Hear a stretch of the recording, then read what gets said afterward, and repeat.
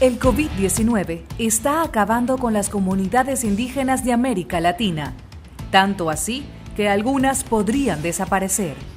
En esta edición de Efecto Naim, exploramos por qué los indígenas se han visto tan afectados por la pandemia y qué se puede hacer al respecto.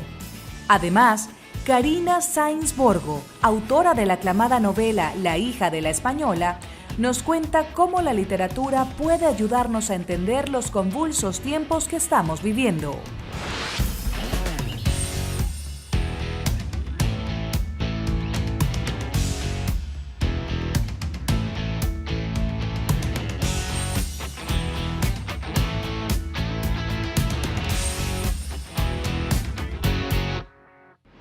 Bienvenidos, soy Moisés Naim, encantado de estar de nuevo con ustedes. Gracias por acompañarme. En mayo de este año, del 2020, un grupo de personalidades de fama mundial como Paul McCartney, Oprah Winfrey, Mario Vargas Llosa y gente así de alta visibilidad política, cultural, etc., escribió una carta abierta al presidente de Brasil, expresando su profunda preocupación por lo que le estaba pasando a los indígenas de la selva en Brasil, la población indígena. Concretamente, y cito de esa carta, dicen: hace 5 siglos estas comunidades fueron diezmadas por enfermedades que trajeron los conquistadores. Ahora, el COVID-19 podría significar la desaparición de estas comunidades. Y exhorta al presidente de Brasil y exhorta a las autoridades de Brasil, a la sociedad de Brasil, que tomen cartas en el asunto, que no dejen que ocurra frente a nuestros ojos un genocidio de los aborígenes, de los indígenas originales de Brasil. Ahora, más preocupante todavía es que esto no es solo con Brasil, esto está pasando en todas las comunidades indígenas de América Latina. Y estas son comunidades que tienen una trayectoria histórica donde ha habido estas circunstancias, donde el contacto con los extranjeros ha sido muchas veces letal. En el reportaje que les presentamos a continuación, los vamos a llevar por toda América Latina, mostrándoles lo que está sucediendo con las poblaciones indígenas, con nuestras poblaciones indígenas. Miren. En las profundidades de la Amazonia brasileña se encuentra Carauari, un municipio en el que viven cerca de 28.000 habitantes, la mayoría de ellos indígenas. Para llegar aquí se requieren 7 días de viaje en bote desde Manaus, la ciudad más cercana. Pero eso no detuvo al COVID-19. Siento miedo, no mucho miedo, pero creo que esta enfermedad es muy peligrosa. Muy peligrosa, ¿no? De la mano de turistas, mineros ilegales y explotadores forestales, el coronavirus llegó a pueblos como Carauari en toda la Amazonia. Según el Ministerio de Salud de Brasil, en el estado del Amazonas, el número de muertos por coronavirus por cada 100.000 habitantes es casi 5 veces mayor que la cifra para todo el país. Este patrón se repite en todos los países que comparten esta selva, como Colombia y Perú. El riesgo que representa la pandemia para los cerca de 400 grupos indígenas de esta zona es tal que algunos podrían desaparecer. Así lo explica David Cotacachi, del Banco Interamericano de Desarrollo. También entre los grupos más vulnerables a la pandemia se puede mencionar a los pueblos indígenas en aislamiento voluntario que viven en la Amazonía, que son cerca de 150 pueblos indígenas. En el caso de estas poblaciones, la pandemia representa inclusive un riesgo de extinción debido a que estas poblaciones no tienen ninguna inmunidad a enfermedades que actualmente pueden tratarse con vacunas. Para detener la propagación del COVID-19, los gobiernos se han enfocado en promover el aislamiento social. Pero ¿logran estas estrategias proteger a las comunidades indígenas? Hablamos con la periodista Nelly Luna. Esa estrategia funciona en ciudades, ¿no?, donde las familias viven en una casa y pueden trabajar a través del teletrabajo o diseñar otros mecanismos más virtuales de interacción.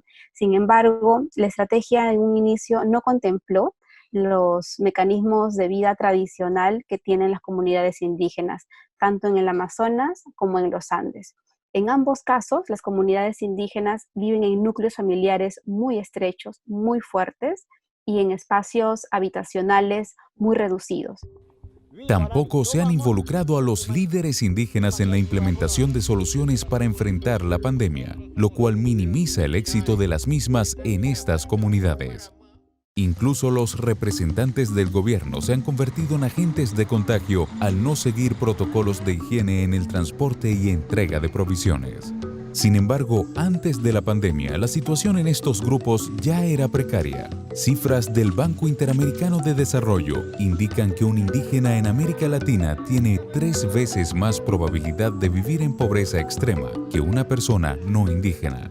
En estos lugares no hay un control territorial eficiente y además son zonas donde permanentemente las actividades ilegales como el tráfico de madera, el narcotráfico y la minería ilegal han tenido el control de estos espacios. Entonces, esa combinación de ausencia del Estado, de falta de control territorial, de falta de infraestructura sanitaria, de no tener una estrategia sanitaria pensada en estas comunidades, se ha convertido en un cóctel mortal para muchas de estas comunidades. Para abril de 2020, en Leticia, la capital del departamento de Amazonas en Colombia, no había ni una sola cama con respirador, unidades esenciales para muchos pacientes de COVID-19. Y el problema se extiende más allá de la selva. Indígenas que han sido desplazados hacia las ciudades por la violencia viven confinados en espacios pequeños o en las calles, sin poder vender sus artesanías ni regresar a sus territorios. Muchas de estas comunidades no tienen acceso a servicios como Internet, de modo que alternativas como el comercio en línea o la educación virtual para los niños no son viables. Incluso en Estados Unidos, las comunidades indígenas han sido olvidadas por el Estado. Jonathan Ness es presidente de la Nación Navajo en el sudeste de Estados Unidos. Hace más de 150 años firmamos el Tratado de 1868 y en él el gobierno federal hizo muchas promesas: atención médica, educación, infraestructura. Y a este día, ya sabemos, tenemos muchas promesas vacías y rotas.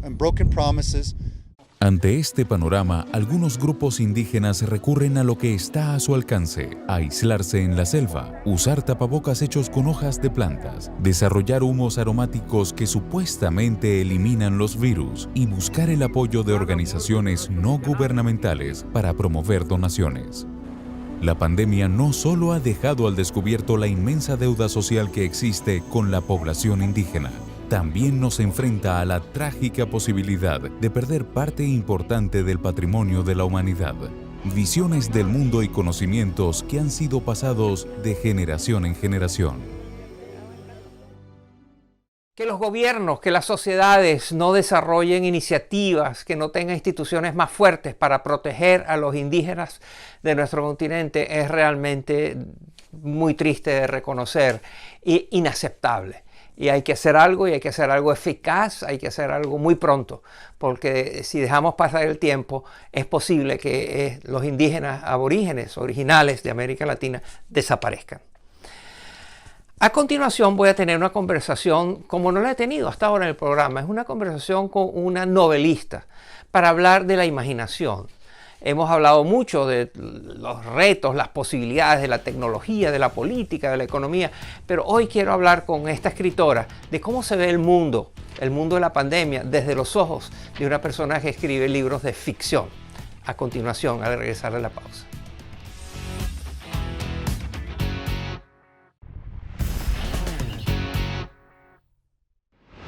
Hay quienes dicen que la única manera de entender lo que está pasando es a través de la imaginación, a través de la ficción y muchas veces a través de las historias reales maravillosas que muchos de nuestros grandes escritores han desarrollado también.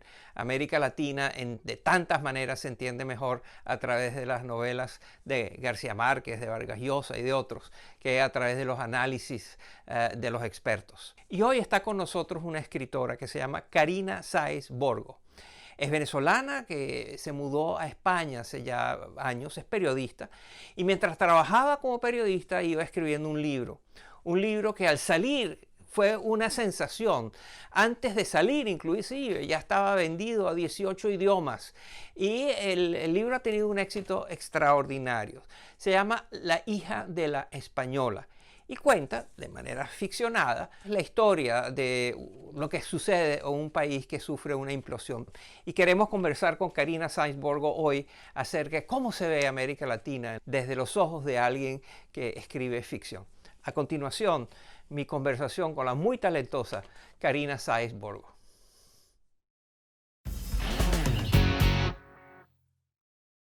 La hija de la española, de Karina Sáenz Borgo.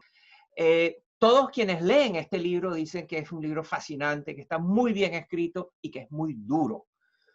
Queremos que la autora nos lea una de esas frases que hace que el libro lo califiquen de duro. Adelante, Karina.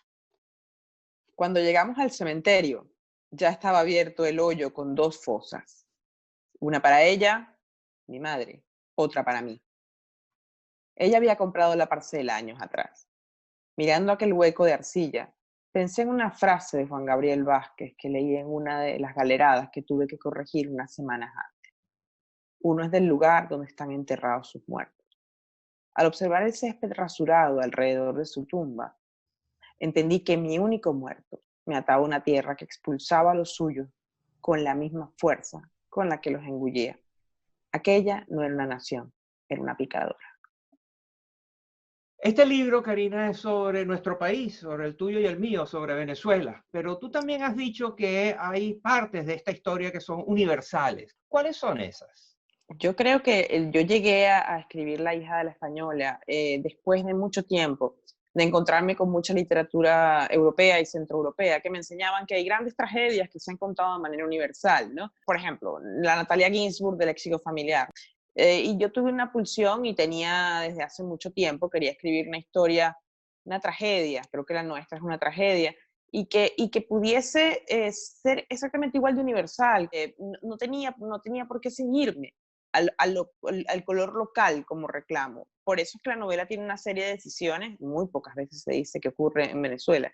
Se dice Caracas o Cumare de la Costa, pero está desdibujado el paisaje para quitarle foco, ¿no? Al elemento telúrico o al elemento meramente de paisaje de la novela. Y creo que todo lo que escriba de ahora en adelante tendrá un poco eso, que hay mimbres para poder contar algo desde un punto de vista más amplio. Danos algunos ejemplos de estas características que en el libro salen muy específicas, pero que realmente son universales. Porque hay una serie de alegorías que son universales. Por ejemplo, la relación con la madre, que es una relación metafóricamente política, ¿no? Realmente estamos hablando de una metáfora que llega a muchas personas, porque bueno, hay una idea de al morir la madre queda una orfandad, pero la madre es la patria, ¿no? Hubo otras cosas de las cuales yo no fui consciente, pero evidentemente uno escribe con sus lecturas y con su experiencia. Yo quería que la novela fuera tremendamente dura y tremendamente fuerte para no dar pie ni a episodios cursi. Cuanto más fuerte pegara la novela, mejor. Y ahí sí que mi periodismo sale, ¿no? Porque en el fondo tú le estás pidiendo a un lector no te vayas, o sea, no te vayas, quédate.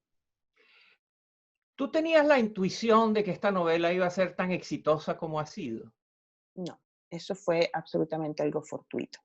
Esta novela yo tenía escribiéndola 1 año y medio, 2 años. Yo no podía hablar de Venezuela, entonces era incapaz de hablar ni siquiera de Venezuela, de América Latina incluso. Me llevaba muy mal con lo propio. Yo ya escondía un poco el manuscrito. Me generaba muchísima inseguridad porque yo nunca había escrito de Venezuela de esa manera. Y todo fue una cadena fortuita de episodios, ¿no? Realmente nunca me lo esperé. Y la verdad es que ha sido una oportunidad tremenda, ¿no? De ver cómo en diferentes sensibilidades se comprende una historia de otra forma.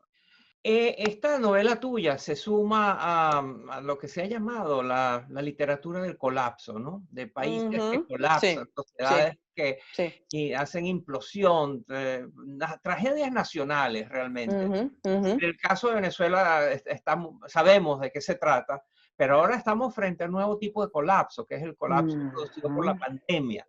Tú estás escribiendo para tu medio, Vox Populi, constantemente ya casi que llevas un diario de la pandemia. Sí. Cuéntanos. Mira, yo creo que lo inesperado de la aparición de la COVID-19 es que ahí donde había un problema en la sociedad donde se aloja, se ensancha. Lo que pasa es que la cuerda está reventando en el caso español por el lado más delgado, que es el lado económico. Tú bien sabes que España tiene 3 años prorrogando unos presupuestos, no está preparado para esto, y hay un gabinete de un gobierno que parece una hidra, ¿no? Tiene miles de cabezas que están como peleando entre ellas. Y siento que cosas parecidas ocurren en Europa, ¿no? Exceptuando quizás Francia y Alemania, que son como los más solventes. Yo tengo la sensación de que en Europa el coronavirus recorre el fantasma del 2008, la crisis del 2008, que es que hay una crispación tremenda.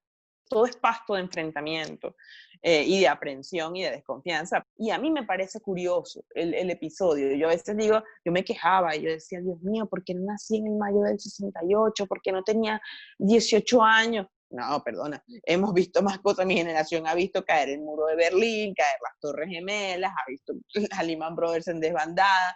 Entonces creo que es un momento especial, es muy convulso, muy, muy convulso. Un momento de fronteras, además.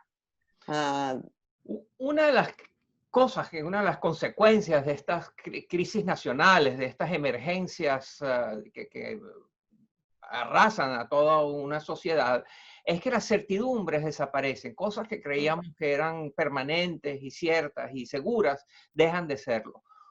¿Tú crees que la democracia en España, en Europa, en los países europeos que son democracias, tú crees que está en peligro? Me gustaría pensar que no.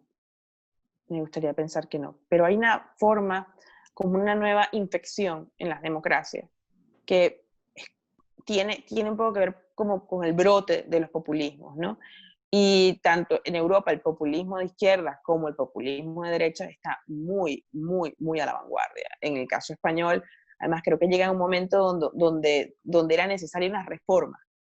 Ahora, que esté en peligro, no me atrevo a decirlo, pero el problema es que tengo una sensación de déjà vu con todo lo que estoy viviendo en España, ¿no? Y que resulta inevitable compararlo con el repertorio de América Latina, donde vemos que el tema populismo sea, bueno, incluso América, si incluimos a Estados Unidos. Al regresar de la pausa, la escritora Karina Sáenz Borgo nos cuenta sobre los ataques a los que se enfrentó mientras promocionaba su novela. En 3 actos públicos donde la novela se presentaba, hubo conatos de sabotaje. Por ejemplo, donde era obvio que había un lobby ideológico.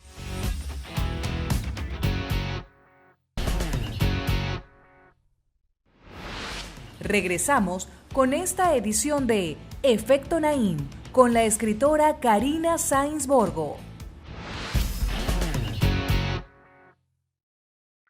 Quería volver a tu cualidad, a tu rol de escritora, de novelista. Una vez publicado el libro, tuviste la oportunidad de visitar diferentes países, encontrarte con críticos, con periodistas, con lectores. Cuéntanos alguna incidencia, algún evento que ocurrió en tu gira para promover el libro, algo que te sorprendió, que se va a quedar contigo por mucho tiempo. En tres actos públicos donde la novela se presentaba, hubo conatos de sabotaje. Por ejemplo, donde era obvio que había un lobby ideológico. Me pasó en Oslo con una persona que tenía un perfil activista, que me hablaba de terratenientes, con un discurso muy extraño, ¿no? Y que estaba grabando todo el encuentro. Luego, la primera me pasó en Bogotá, que también hubo un intento de reventar el acto con gente de la embajada venezolana y de la embajada cubana. Eso también me daba otra idea de un lobby. Y en Italia, donde también ocurrió algo parecido, en una presentación, y hubo una persona que me iba persiguiendo diciendo que yo mentía, ¿no? Que cómo se me ocurría equiparar a algunos dictadores, ¿no? Pero eso sí me llamó mucha atención porque me di cuenta que había un lobby ideológico mucho más profundo del que yo pensaba, muchísimo más profundo. Y que de hecho tu novela, tú nunca mencionas a Hugo Chávez, tú nunca mencionas algunas de las ideas que ellos estaban defendiendo. Tu libro es una denuncia sobre lo que ocurrió en Venezuela, pero es muy interesante que nunca mencionas nombres y nunca, de nuevo, es mucho más universal que Venezuela. Aparte que en el fondo la hija de la española es una gran historia de víctimas y victimarios, ¿no? Entonces, creo que se había contado poco a la víctima. Ya tienen demasiado nombre, ya tienen demasiada épica, ¿no? Los personajes reales, ¿no? Que inspiran esta figura. Así que creo que llegaba el momento de contar la gente normal, ¿no? Y de hecho, en la siguiente, que ya la entregué, hay un poco un juego parecido, ¿no? Un juego parecido prácticamente de alegorías. Yo creo que las grandes novelas se han construido sobre ¿Dónde alegorías. ocurre la próxima novela que estás escribiendo y acabas de Pues que sepas, Moisés, que me he inventado un territorio, no, que no quiero más problemas. Me he inventado un territorio que se llama Mezquite. Y además comienza con una peste. Lo cual es un problema porque yo no pensé que nos iba a venir una epidemia cuando empecé con la peste. Entonces, pero bueno, ahí está. Ya para terminar, quería que nos leyeras otro párrafo de La hija de la española que refleje algunas de las sensaciones que hay cuando uno lee esta novela. Digamos que voy a elegir o he elegido uno que es la parte más dulce, la parte más emocional de la novela. Pasa rápido la muerte cuando el mundo se empeña en girar. Y el nuestro, mamá, no giró sobre sí mismo hasta encontrarnos como la tierra en el poema de Montejo. No, mamá. El nuestro volcó y cayó sobre los demás. Apretó a los vivos y a los muertos hasta encuadernarlos en el mismo gesto. De la casa, de nuestra casa, no quedó nada. O al menos yo no pude defenderlo, mamá. Sabrás también que otras cosas han cambiado, que ya no me llamo como tú y que me marcharé pronto de aquí. No espero que lo entiendas, solo quiero que me escuches. ¿Puedes oírme? ¿Estás ahí, mamá? La hija de la española, de la talentosa, innovadora, sorprendente Karina Sáenz Borgo, la talentosa novelista. Gracias por estar con nosotros, Karina. Muchas gracias a ti, Moisés.